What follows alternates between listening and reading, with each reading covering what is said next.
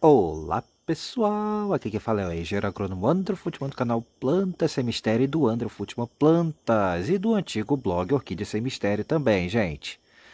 Bom, eu tô aqui agora diante dessa orquídea magnífica aqui que vocês estão vendo e hoje o assunto do vídeo vai ser falar um pouquinho de orquídea para vocês aqui, tá pessoal?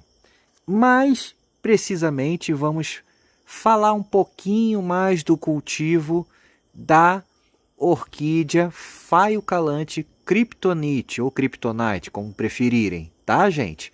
Então, mostrando aqui para você esta variedade aqui desse Faio Calante para vocês. E não, o vídeo não vai ser de fases do desenvolvimento da Faio Calante, porque já existe no canal o vídeo das fases do desenvolvimento da Faio Calante, que vai estar linkado aqui agora na direita. Então, gente, assistam o vídeo das fases do desenvolvimento da Faio Calante, porque ele vai ser base para esse vídeo mais descontraído aqui um pouco, que eu vou fazer sobre essa magnífica planta, tá?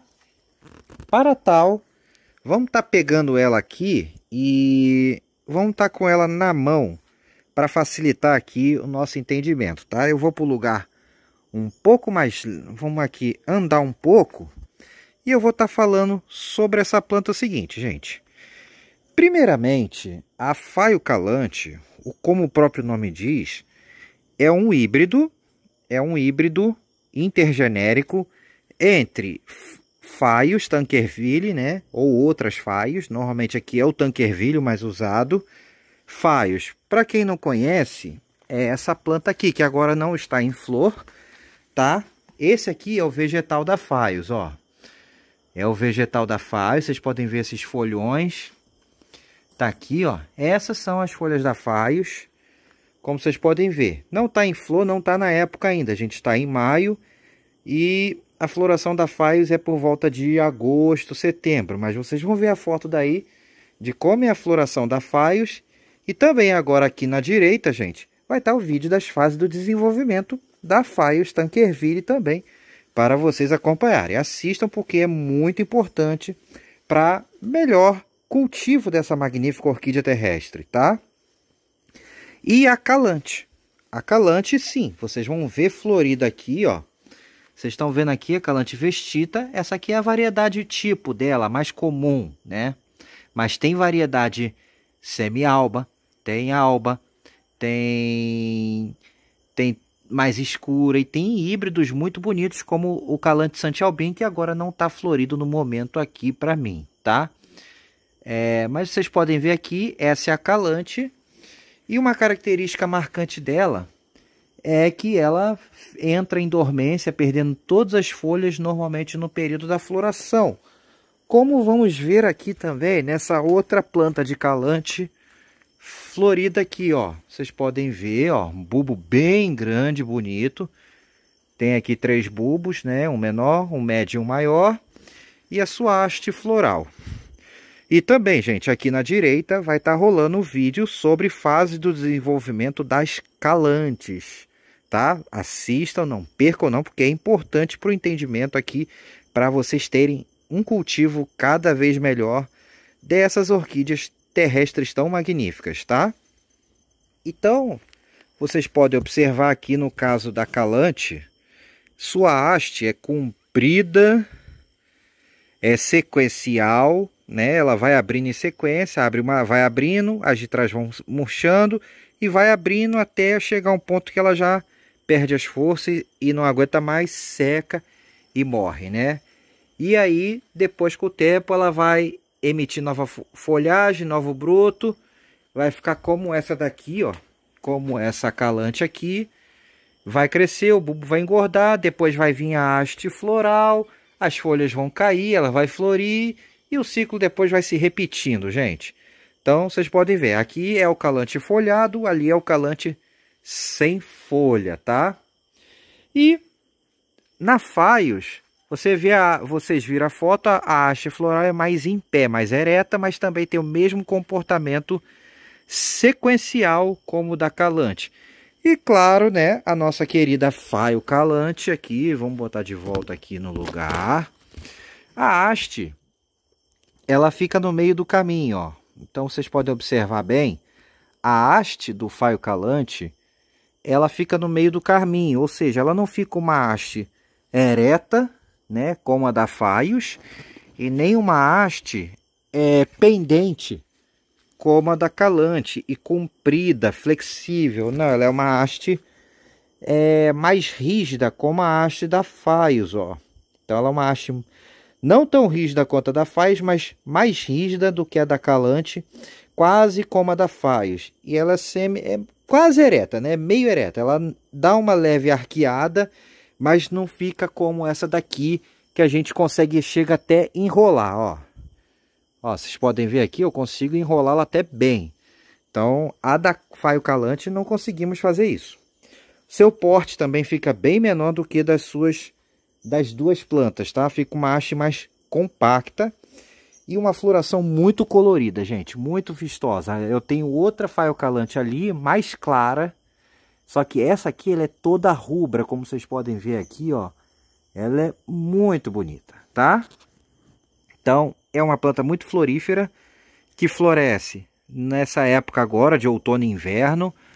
A floração dela pode durar um pouco mais de um mês, da faio calante. Pode durar um pouco mais de um mês, né? Ela vai abrindo de forma sequencial.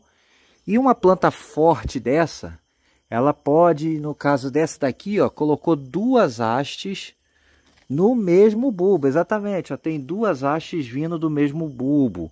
Então, planta forte de faio calante, ela pode botar muita floração, gente. Ela bota mais floração do que suas progenitoras, né? Tanto a Faios quanto a Calante. Então, tá aqui para você, gente. A flor tem um tamanho mediano, né? Um tamanho aí uns 6 centímetros, mais ou menos, por aí, 5, 6. A flor de tamanho médio, pouco maior do que a flor da Calante. Quase o tamanho da flor da Faios, né? E lembra um pouco a mistura, né? Ela puxa bastante a Faios na sua flor, mas também você consegue perceber um pouco a Calante na sua flor, tá bom? E o cultivo dela é bastante fácil, gente. O cultivo da faio calante, ela é muito fácil, tá? Vocês podem observar aqui, essa é uma faio calante, ó. Tem bastante bulbo. Essa planta, algumas coisas bem interessantes dela. Vamos lá. Primeiro, como vocês viram nas fases do desenvolvimento da faio calante, ela tem um período bem típico, bem controlado, bem certinho de desenvolvimento, em que os brotos começam a crescer mais principalmente na primavera, vão desenvolvendo no verão, os bulbos vão engrossando, chega nesse período de outono, as folhas já começam a ficar mais feias e ela emite a sua floração. Essa aqui está até um pouco adiantada. E depois as folhas mais velhas vão secando, novos brotos vão saindo e ela vai crescendo.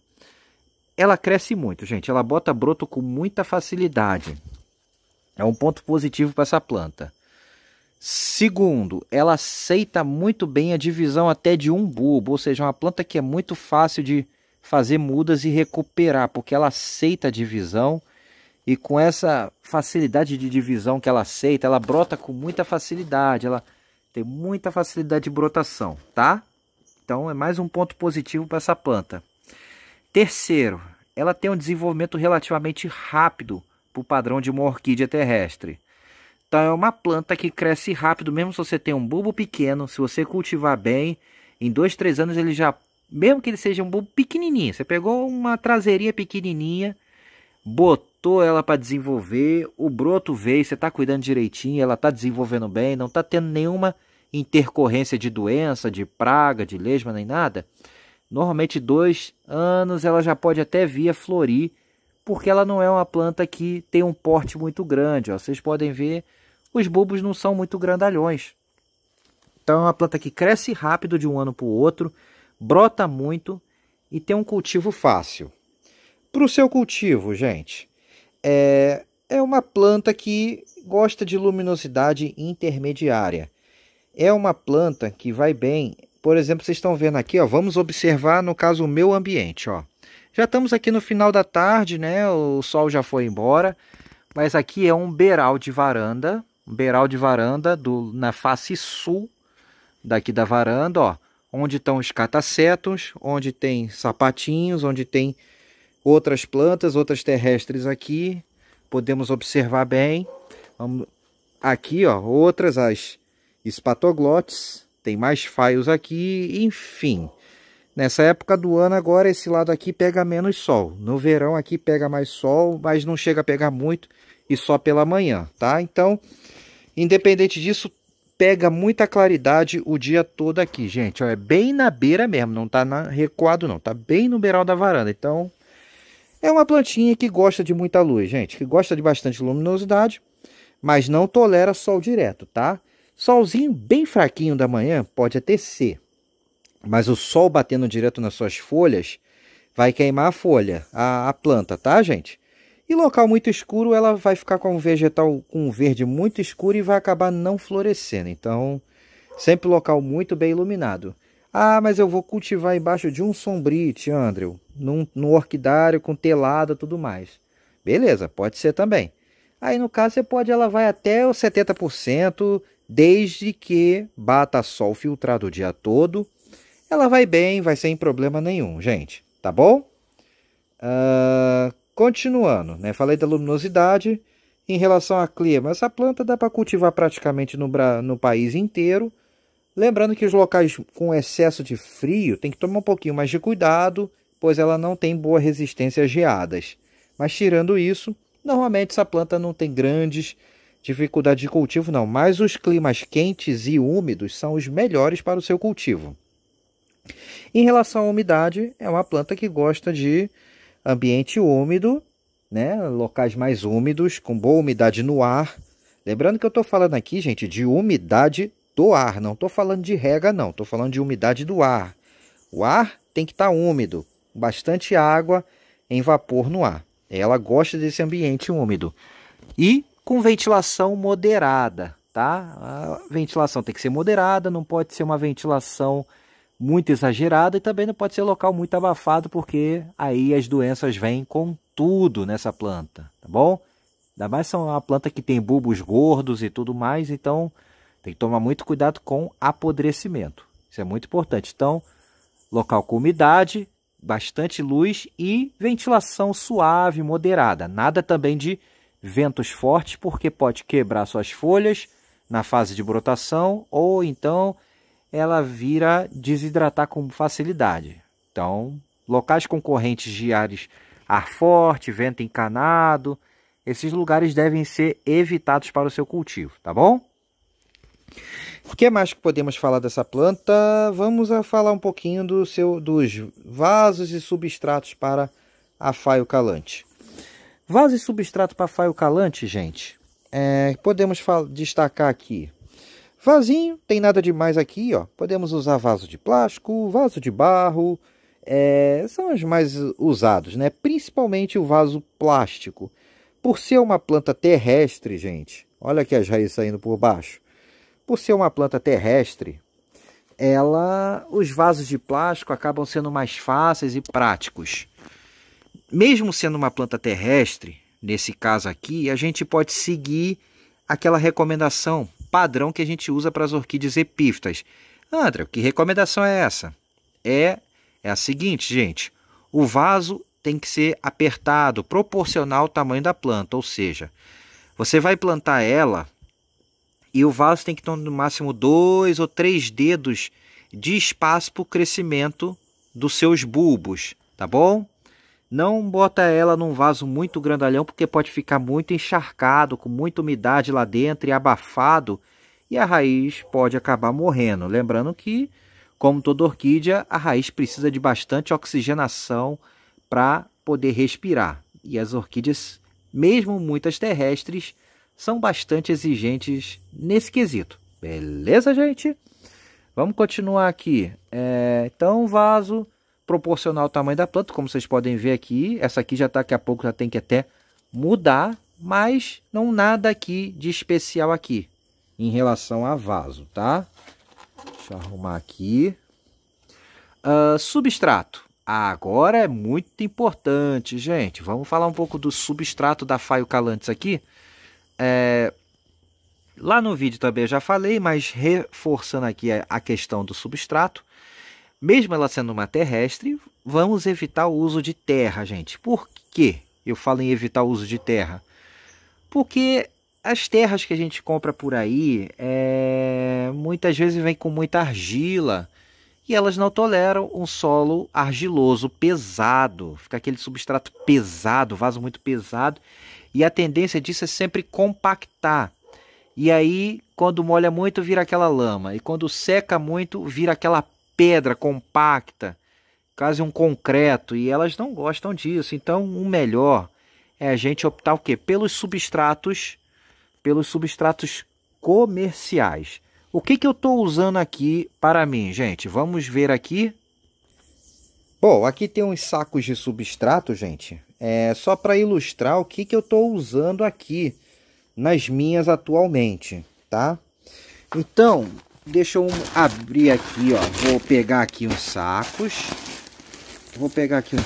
Só para mostrar. Eu não vou fazer o substrato nessa, mas se vocês pedirem, quando eu for fazer, eu posso fazer um exemplo, um vídeo mostrando replante dela, preparando substrato e tudo. Se vocês pedirem, tiver um bom número de pessoas comentando e participando e pedindo, eu posso fazer.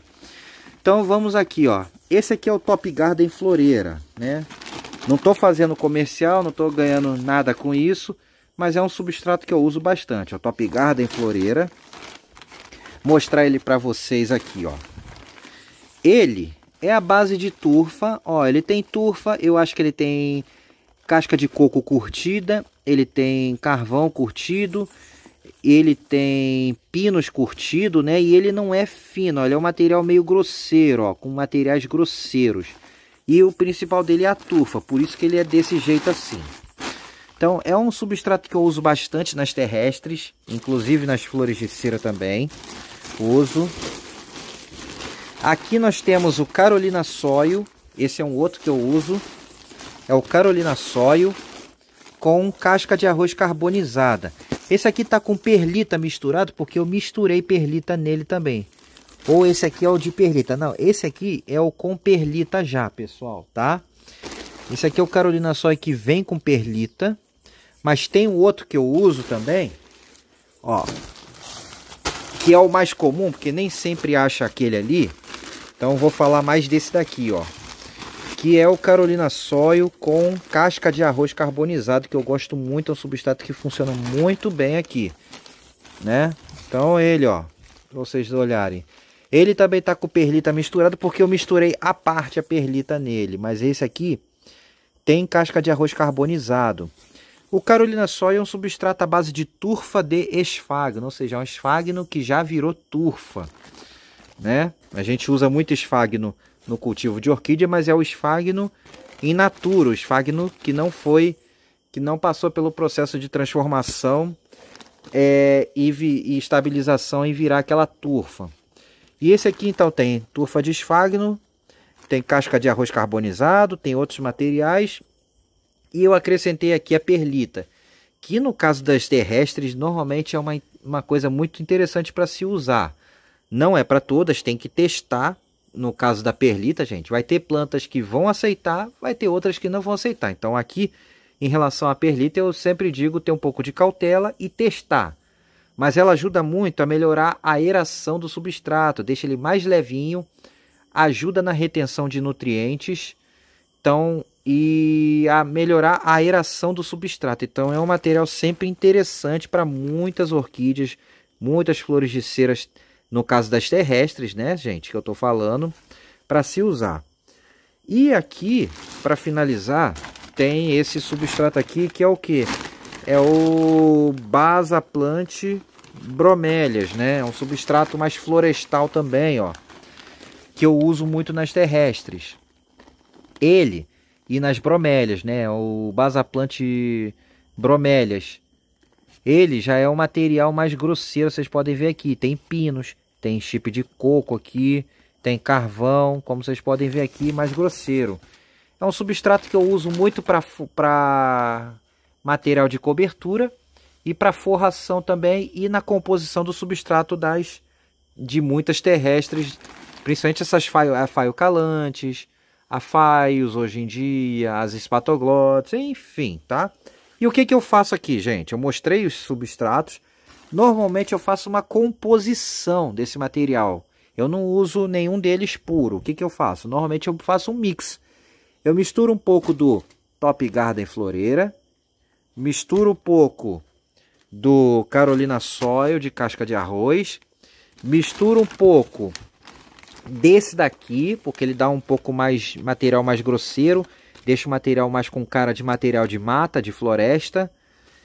E perlita também bota um pouquinho, dependendo da situação. Eu faço um mix, o resultado normalmente fica um substrato que não fica leve demais, excessivamente leve e nem pesado. Então fica uma mistura boa.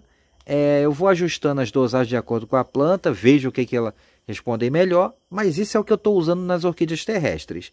E não estou usando nem terra e nem areia. Antigamente eu usava terra e areia, mas com o tempo dava problema. Então eu estou tendo um resultado muito melhor com essa mistura aqui, por exemplo, do que usando terra e areia, tá, gente? Mas é a única mistura que vocês vão usar? Não, né, gente? Vocês podem preparar a mistura de vocês. Lembrando que o substrato final tem que ficar leve, bem poroso, com bastante matéria orgânica, bem drenado, que não compacte. No caso, esse aqui não compacta, tá? Isso é muito importante, por isso que eu queria mostrar aqui o que eu faço aqui. Mas vocês aí podem usar outras marcas, tem vários substratos bons no mercado, não necessariamente esses. Mas se achar esses, pô, vocês estão feitos também. É um bom material, beleza? Vamos voltar lá para as plantas. Prontinho, pessoal. Então, estou de volta aqui nas plantas. Aqui são vasos menores de faio calante. Ó, vocês podem ver aqui, tá nesse substrato que eu falei aqui. Tem um pouco de brilhantina nascendo. Isso aí não tem jeito. Isso aí é uma praga. Vai para todo lado. Mas tá aqui, ó, vaso levinho. Olha que broto bonito, né? Aqui os bulbos antigos. Aqui uma brotação.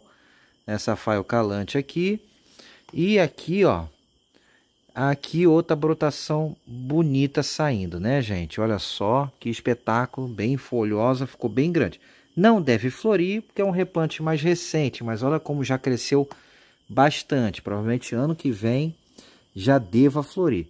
Esse aqui é um outro vaso, gente, que eu coloquei e deixei um bulbo deitado aqui, como eu falei, ó. Só de vocês verem aqui o substrato, como eu falei. E aqui eu deixei um bulbo meio quebrado, deitado aqui nesse vaso. Aqui inclusive eu vou fazer outro vaso. Só deixei encostado um bulbo velho do faio calante. Olha só como que eu falei para vocês, que ele brota com muita facilidade. Olha só, olha que brotão bonito. Isso aqui já dá para fazer quase 2 vasos. Esse aqui ainda está muito novinho, mas esse de cima aqui já dá para virar um vaso novo. Então, como eu falei, é uma planta que brota com muita facilidade, é uma planta que multiplica muito fácil, cresce bastante mesmo o faio calante, tá? Então tá aqui para vocês. Agora vamos voltar lá ao outro faio calante. Vamos voltar lá para a planta principal para continuar o nosso vídeo. Vamos lá? Pronto. Então vamos lá, gente. Voltamos aqui para essa belíssima planta. Para agora falar da parte de regas, né? Em relação à rega, pessoal, essa planta rega assim como outras orquídeas, ou seja, a gente vai regar ela, rega até escorrer bem pelo fundo do vaso e só vai tornar a jogar água nela quando o substrato estiver praticamente seco, ou seja, secou, molhou, tá? Secou, molhou. E se porventura acabar sua planta ficando um período em dormência sem folha, o que nessa faio calante, diferentemente da calante ali em cima, ela não chega a ficar um período praticamente sem folha, né? A calante pode ficar um mês e pouco sem folha, mas dificilmente a faio calante fica vários dias assim. Então o que acontece é o seguinte, essa planta praticamente a gente vai regar de forma parecida o ano inteiro. Porque ela não tem aquela dormência pronunciada. Porque o que acontece com essa planta é o seguinte, é a chamada emenda de brotação. Ou seja, quando as folhas velhas dos bulbos que já terminaram o seu ciclo, até já floriram e tudo estão caindo, já está vindo brotação nova. Então, muitas vezes, é muito difícil você ver essa planta completamente sem folha, igual a Phaeus. Dificilmente você vê ela sem folha. Então, quando está terminando de cair ele, já está vindo brotação nova e a planta continua seu desenvolvimento, tá? Então, é aquela mesma regra. Secou, molhou. Secou, molhou. Beleza, gente? Adubação. Como é uma planta terrestre, é um tipo de orquídea que responde muito bem à adubação orgânica, gente, tá? Então, ela vai responder muito bem à adubação orgânica, por exemplo, bocache ou torta de mamona com farinha de osso, são adubos assim bastante recomendados para se usar a cada 3 meses, uma dosagenzinha, uma colherzinha de café no canto de um vaso desse aqui pequeno. Se for um vaso grandão, pode ser uma colher de sopa, por exemplo, a cada 3 meses. Também pode-se usar aquelas adubações típicas de orquídea que você dilui na água e aplica semanal ou quinzenalmente na planta. Ela vai responder bem, vai ficar bem forte, bem nutrida a sua planta. Mas uma outra opção também, gente, é você estar utilizando, por exemplo, a adubação de liberação lenta. Para esse tipo de planta funciona bem demais. Dentre eles, o que podemos estar usando? Osmocote ou basacote, por exemplo, são adubos que vão funcionar muito bem. Osmocote ou basacote, exatamente, tá, gente? E aí você vai colocar uma pitadinha no canto do vaso e só vai tornar adubar quando estourar o tempo daquele adubo.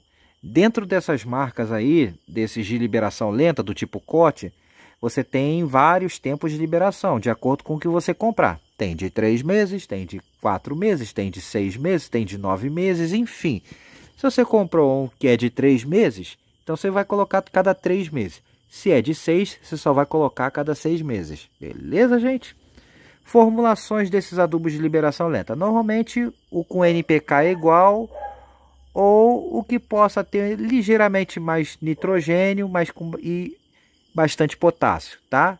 E outros nutrientes também é importante. Eu recomendo, no caso eu uso aqui, é o basacote ou osmocote, depende do que eu tenho, mais o adubo orgânico bocache. São os que eu uso aqui nas minhas, tá? E tá funcionando muito bem, mas aí cada um, a adubação também vai muito de cada um, do que ela consegue na região, vocês vão usar aquilo que vocês conseguem aí. O importante é estar adubando com um adubo correto. Não vão usar adubo granulado de lavoura porque vai queimar sua planta, tá? Nem pensar em usar esse tipo de adubo. Beleza? Bom, pragas e doenças agora da nossa Phaeocalanthe, calante, gente. Pragas e doenças da Phaeocalanthe, calante, elas são atacadas pelas mesmas pragas que outras orquídeas. Podendo ser principalmente as cochonilhas, podem atacar elas, então fique esperto com cochonilha. Principalmente se a sua planta está no local muito abafado, muito adensado, está muita planta embolada pode ter problema com cochonilha, tá? Então fique atento e faça as aplicações sempre que necessário com inseticidas apropriados para as cochonilhas. Embora que essa é uma planta que dificilmente tenha problemas com praga, ela é muito rústica, muito robusta, muito resistente, então ela dá pouca dor de cabeça com praga. Lesmas e caracóis é um problema recorrente também com essa planta, tá? Então, vocês estão vendo esses azuizinhos aqui, que já está até começando a mofar. Isso aqui é lesmicida. Isso aqui, principalmente em locais úmidos, tem que estar aplicando periodicamente, né? Tem que estar sempre, periodicamente, colocando lesmicida para essas plantas, porque como ela tem um substrato que retém mais umidade, muitas vezes a pessoa pode cultivar ela. Ela está num caixotinho para não ficar no chão direto, vai ficar um pouco mais alto. Elas podem ter mais contato com esses caracolzinhos pequenininhos, até lesmas e caramujos africanos também. Então, sempre é bom ficar atento a isso e estar fazendo o controle periódico desses caramujos. Lagartas, broca, lagarta desfolhadeira e broca, gente. Principalmente nesse período do outono, é um período que a gente tem uma ocorrência muito grande de lagarta, porque é um período de reprodução de várias espécies de borboletas e mariposas, mas principalmente as mariposas que são as mais problemáticas, principalmente as que brocam bulbos, como a Castanea terafon. Então, gente, é uma lagarta grande essa Castanea, de uma mariposa grande, e ela tende a ficar embaixo da terra comendo os bulbos das orquídeas terrestres. Também ataca epífita, mas elas gostam muito de bulbos gordos, como cimbídeos, como faios, como calantes, como faiocalantes, patoglotes, todas essas terrestres que a gente gosta de cultivar, elas adoram atacar. Então, principalmente no período de outono, gente, o uso de inseticidas em pó, tipo Talfon, jogando nos vasos, ou aplicação de inseticidas visando principalmente o substrato da planta, e também colocação de uso de inseticidas específicos para lagartas, como o Dimipel, ajudam muito a evitar esse problema, tá? Porque uma vez que a broca pega na planta, ela faz um estrago e pode levar sua planta à morte. Bom, gente? Então, muito cuidado. Do mais, são as outras pragas e doenças que podem acometer orquídeas. Então, fique atento à ventilação, cuidado com o excesso de água, não deixe a planta ficar pegando muita chuva, porque pode apodrecer, principalmente na fase de brotação. E vocês podem estar usando periodicamente inseticidas para os insetos e, por exemplo, para evitar doença, calda bordaleza ou produto à base de enxofre também podem ser utilizados, respeitando, claro, a maneira de aplicar de cada um deles, tá bom? Ou outros fungicidas da sua preferência. Vocês estão vendo, as folhas ficam feias aqui quando elas estão já para cair.